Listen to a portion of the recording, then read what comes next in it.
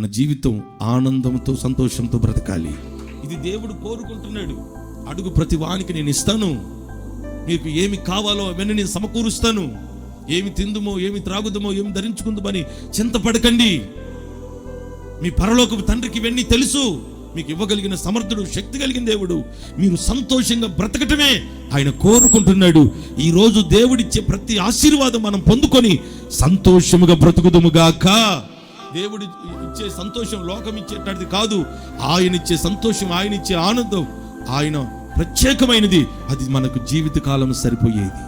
దేవుని స్తోత్రం. ఆ ఆనందంలో నువ్వు నిజమైన ఆనందం, సంతోషం నువ్వు అనుభవించాలి అంటే నువ్వు దేవుని సన్నిధిలో ఆయన ద్వారా పొందుకోవాలి. అది పొందుకుంటేనే నిత్యము నువ్వు ఆనందంగా బ్రతకగలుగుతావు. ఆనందం నీ గుండెల్లో ఉండాలంటే శరీరంలో వ్యాధి ఉండకూడదు, కుటుంబంలో సమస్య ఉండకూడదు, కన్నీళ్ళు ఉండకూడదు, రోదన ఉండకూడదు. ఇవన్నీ తొలగించి నిశ్చయముగా ఆయన సన్నిధిలో మీకు ఆనందమును కలుగు చేయునుగాక.